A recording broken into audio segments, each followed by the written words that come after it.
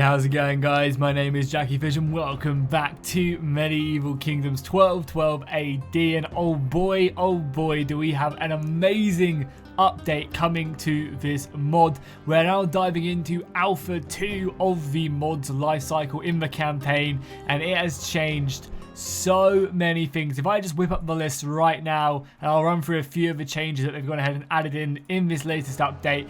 The new content is functional tech trees for all factions, all 50 or so factions. If we go over, you guys can take a look at them all. Yeah, working tech trees for all of these guys the entire way through the game. All tier 3 units are now available. Navarre is a now new playable faction. We have Antioch, Jerusalem, Switzerland, England, France, Aragon, Castile with complete revamps. We have trebuchets now available with proper working animations and projectiles, which is really cool. We have family portraits fully implemented for all factions. We have Catholic heresy now present in Western Europe. We have new building chains, silver mines, sugarcane plantations. We have more faction descriptions. We have a handful of new emergent factions, and we have added 2 extra fertility to go ahead and revamp the way that food and stuff like that works. That's just the brand new content. They also have a ton of new gameplay changes, such as every year is now 2, summer and winter, rather than the 1 turn per year, which I think is an amazing change. It's going to make it so that your family members, council members actually stick around a lot longer. Before they were dying around about every 20 turns, and now this way they'll be, living around for 40, 50 turns, which I think is a much better way. And you also have the awesome kind of winter and summer feel. Winter's going to be harsh and summer's going to be, where you want to be doing all your warring, which I think is great.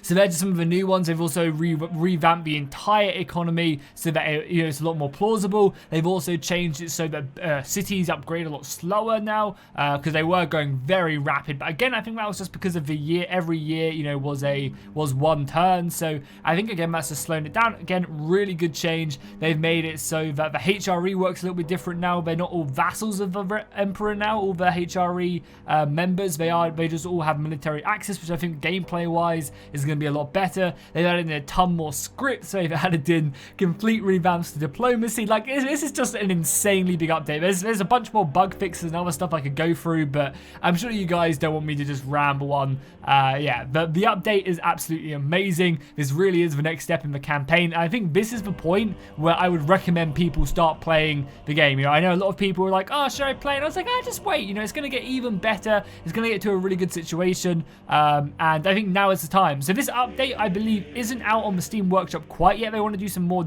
testing and bug fixes, but I was told by one of the developers that you can opt in to help test this version if you go over to their Discord, which I'll leave a link down below in the description so you guys can check it out for yourself.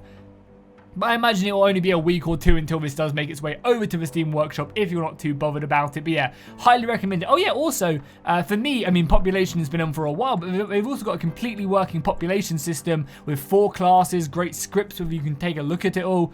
Yeah, this is the time where you should jump in and play 1212, in my opinion. They still need to add in, obviously, like custom architecture and maps for, like, sieges and stuff. They need to add in naval units, and I'm sure there's a bunch of other stuff they want to do. But I don't think that stuff is integral to the way that 1212 is worked, and you can enjoy yourself a very good campaign, I think, with the huge amount of content they currently have in the game now that they have the new tiers and new technology and stuff like that. So let's just jump in. In a game, I want to show some of these features off to you guys, and if you guys want to see me play a proper campaign, if this video gets 500 likes by tomorrow, what I'll do is I'll go ahead and do a live stream as playing a campaign. So let me know, guys, if you do want to see that, drop a like down below, comment what faction you want me to play as if we obviously hit 500 likes, and I'd be more than happy to do that. So I don't know just to jump in and show you guys some of the features of. I mean, we already kind of normally jump in as Sicily, but I think it's worth it. I think it's a good idea. And also as well, they've got character or faction descriptions as well, with a bunch of new factions as well, which I think it just looks nice. It kind of cleans it up a little bit. They've also got a bunch of really cool stuff here, like I think Castile. Yeah, Castile, that dude looks awesome, and I love the tattooed flag in the background as well. Really cool stuff. Some of these pictures of just kings and armies and generals. I can't believe how many factions they have. But anyway, yeah, let's just jump in. I mean, who would be a good person to look into? Maybe the Emperor, because the Emperor has a bunch of really cool events as well. Yeah, so there's also like there's loads. I don't know if hundreds is too many, but tens if not hundreds of custom script events for, you know, interesting stuff going on throughout the world. There's Black Plague scripts as well, so when you've eventually hit the Black Plague, some crazy stuff will happen. You'll get huge economic debuffs, you'll get massive population decreases, and everyone will really suffer from it. It's like a really cool event that goes ahead and just literally, you know, pun not intended, plagues the world, which is really cool. I've already clicked through a few of these by mistake, but yeah, you have war wariness as well. So as the wars tend to go on, and if you lose some great battles and stuff, you know, your people will start to get economic and public order debuffs, which is a really cool system. You have papal influence, which is something I clicked away from just now, but papal influence, basically if you do stuff for a Christian faith, the Pope will like you, you'll get good public order bonuses, conversion rates, and you'll also be able to hit this new tab, the decision tab, and the Holy Roman Emperor doesn't get it. Is it because he's excommunicated at this point? Because I know he does get excommunicated, so maybe he is. Maybe this isn't a good example, because he has a bunch of script events that maybe we have to go through. Yeah, let's just load in as Sicily, because I know Sicily, I know them, I've done them before. So let's just jump out quickly. Sorry, a little bit annoying, but my SSD should quite quickly load this bad boy up. And let's just jump into Sicily. I would cut this, but it's so quick. Because yeah, I've played Sicily before. They have a bunch of really cool events as well. Because obviously at this point you have the Holy Roman Emperor being excommunicated, the king or duke, I don't know, is he a king? King of Sicily, basically, you know, trying to overthrow the excommunicated HRE Frederick II, and he has cool missions to go and do that, which is dope. So yeah, once again, massive shout out to all the guys who've worked on this. I'm sure there's even others as well who, you know, who do help out and stuff, but really cool. Oh, and look at that. You guess who? Database manager / ship designer. That's cool. So ships are being worked on. So yeah, papal influence. You want to keep the Pope happy. War wariness. Oh, also as well, if you don't know, there is also, we'll probably skip through the turns so you can see it. This is obviously at the start of the third or fifth crusade for I can't remember, for Memphis. Is that what this place is called? I can't even remember. And there's really cool videos and stuff for that as well. So yeah, as we were saying, you can spend papal influence on asking the Pope for money, and obviously this just opens things up for a ton of other stuff as well. So, you know, you spend some papal influence and you get some money from the Pope, but I'm sure there'll be loads, like they could like, once they have this system in here, there's lots they can do with it, right? You know, there's just kind of, you know, commands and stuff they have to stick in to make things really exciting. You can form empires now if you have enough cities, and you can form named empires as well. So, for example, Sicily gets access to the Kingdom of Italy, which they can form, and you would actually physically become the Kingdom of Italy on the map, which is super exciting. And you can even click this button, and it tells you exactly what you need to do it. How cool is that? Just to have this visual representation in a mod. That's insane. D Trooper has just, you know, like, smashed it out the park with the work he's done on this, because again, the HRE has a bunch of really cool stuff as well, which maybe I should, I guess we can go back and take a look at the end of the video. I think I just need to end a couple turns, because they basically have the EU4 HRE system, but in Total War it's crazy, and we can take a look at that later. I had done some videos on it beforehand, but I think it's fine. So yeah, obviously, as we said, sorry, it's kind of a long-winded video, but technology completely done now. It does seem like the tech does take quite a while to grab up. The civic tech's a lot cheaper because we have a special idea group for just being Sicily. We get 20% more tech, but maybe it is kind of like supposed to represent the slow start to, you know, technological reform. And then, you know, a lot of buildings maybe give you a lot of tech bonuses. And then so when you do get further and further down the road, maybe things become a lot quicker. Or maybe this is just stuck on the old system of you know, for 1 turn per year or whatever, like when the tech was really expensive in the previous version. So maybe they haven't changed this yet and they will for the release, or maybe this is just kind of the design of the game. You know, it starts off slow, civic stuff is a lot quicker, and then, you know, as you get further on, I'm sure there's plenty of buildings and stuff that you can level up and just improve and go from there. So as we said, there's a complete working buildings tree, all custom buildings, and a lot of this stuff has been looked at pretty heavily over the past 6 months or so since the last alpha was released. So there's, it's going to be completely revamped. Has some really cool Age of Charlemagne features where they affect adjacent regions as well. Yeah, right here, the gibbet. Basically corruption -5 of current value in adjacent provinces. So Age of Charlemagne, I think, introduced this where you can actually affect adjacent regions. So for example, this province right here will also affect Sicily and also the land to the north as well, which is really, really cool. So you can actually affect multiple places. It'd be like, oh, actually these are all individual provinces. That's kind of cool. Yeah, oh, actually, no, everything's an individual province now. Yeah, I totally forgot as well. That's a huge change they did as well not so long ago. They made every city a 6-slot city that can be slowly upgraded, and obviously, the more important ones like Naples and Rome and stuff will be a lot quicker to get to the fully upgraded ones. But you could make, for example, I don't know, like I mean, all of these are pretty major cities, but I mean, Tunis is still a pretty major city. For example, you could make a random city, over in the Mongol lands or something, really high. For example, Mystaris over here in Sparta, you can make this city into, the economic stronghold of the world. And I think that's a really cool, change. It kind of gets away, it kind of gives more of a sandbox feel rather than the like, oh, these cities are always great. And where they obviously are always going to be great, you can kind of create your own story in the great city of Taranto rather than the great city of Rome or Naples or Genoa, the ones you know and love, which I love. I love that. Also, obviously, they've given access to new unit upgrades as well.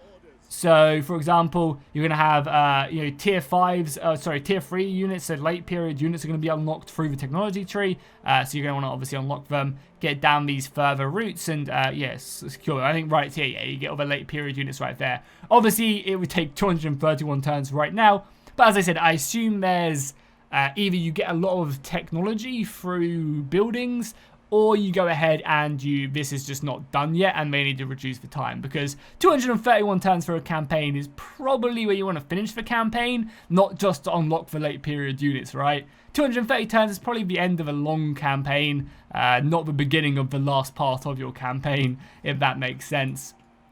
Obviously, population as well is extremely important, and I love the way DE Trooper has done it. So it's kind of like the usual population DEI style. You have your upper class, which is what you use to recruit extremely armored up nobles, and obviously you use all this to recruit men as well. Burghers are going to be like kind of like your like decently armored foot troops, your middle class, and then you have the peasantry, which are all going to be like your militia units and other stuff like that. But I love the way that he's done it is you can click through this and you can basically see the breakdown for what the growths have, like how many people you're getting every single turn, what's benefiting them, what's decreasing their population growth and stuff like that. So I really love that idea. And as I said, obviously, as you recruit men, you draw from that pool. So obviously, if you're going to go on a mass recruitment drive, it's going to take away soldiers right here as well. You can see that we have 900 burghers available to recruit from Syracuse. And if we recruit them, it's going to take 160 from that 900, which is going to reduce it.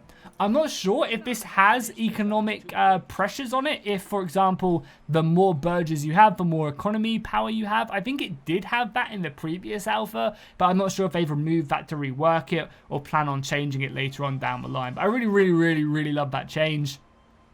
Obviously, you also have fertility as well, been revamped as well. I'm not sure exactly what that does. Now, I'm not sure if we go to a fertility map mode, if that makes, yeah, it doesn't quite say exactly what fertility does. Obviously, it provides you with more food and stuff, but you know what I mean. You have, I think, a few other buildings as well scattered around. So, yeah, I mean, obviously, diplomacy has been reworked. And there's obviously really cool scripts. So let's jump in as the HRE really quickly and spam some turns, and we can take a look at some of their cool stuff as well, because I know they have script events as well, with Frederick being excommunicated and then the King of Sicily coming after him. So it's kind of tied in that way. So let's jump in really quickly and take a look. Also, love the speed of my new SSD as well, just ripping through these load screens as well. Makes things very nice. So it doesn't mean that I don't do any editing because I'm lazy.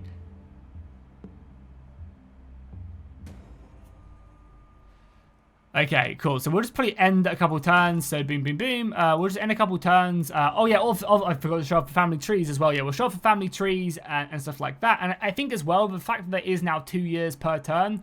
Oh, sorry, two turns per year. I think that's going to make kind of like family intrigue and stuff really cool, because in Age of Charlemagne, which is what the thing is going to be based off of, you actually do have, oh my god, my dude, suppress advice, how many times? So you can see proper working family trees, which is dope. And you obviously have all these positions as well, but you can also marry into other families and stuff. If I have a princess, oh, she's only 12, so we can't quite marry her yet, but you can, or maybe we can actually. If I go to diplomacy, and let's just see, the King of England, can we arrange a marriage?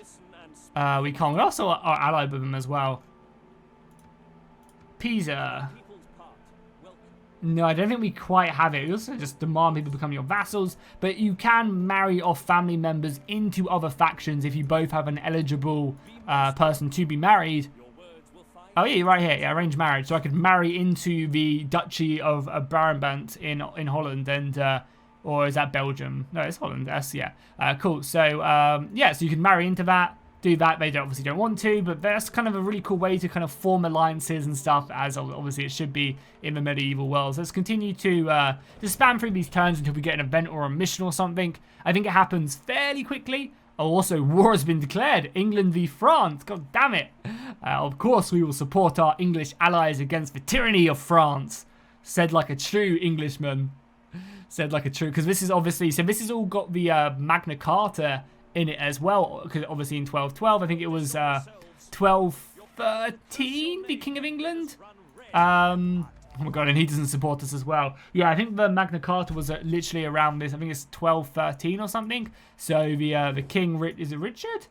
John, sorry, John, Richard's brother, obviously. Yeah, so John, you know, obviously is forced to sign the Magna Carta from all the nobles, and they get a bunch of really cool events, which is all like, if you can either support the Baron, or you can go against the Barons and start a civil war, or you go to war with France to keep the Barons happy, because then it rallies them underneath a single cause.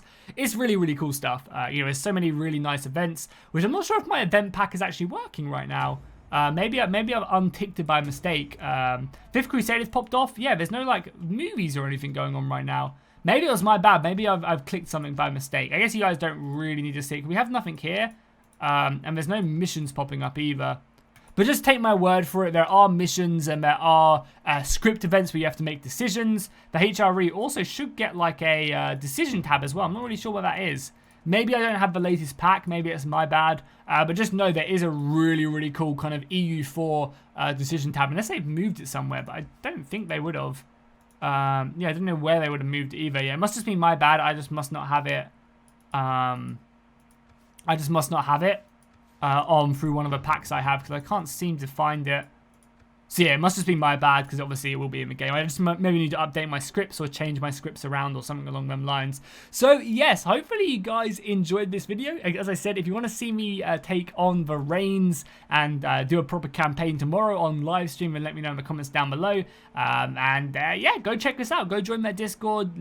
Find out how you can join early, and obviously take a look out for it over on Steam when it does release over there, because this is definitely going to be a hell of an update. I can't wait to yeah, conquer the world as my medieval brethren, and yeah, go hard. I might play as a kind of Eastern faction on my first playthrough, because I've played a lot of Western, I've played a lot of Slavic, so haven't really done. Maybe we'll go over in Spain and try and conquer Spain or something as one of the sultans over there. That could be really, really fun. So yeah, hopefully you guys enjoyed. If you did, make sure to drop a like and a comment down below. Massive shout out to all my YouTube members and patrons. I really appreciate you guys. The channel would not be here without you guys. So yeah, I'll see you guys in the next one, and fish out.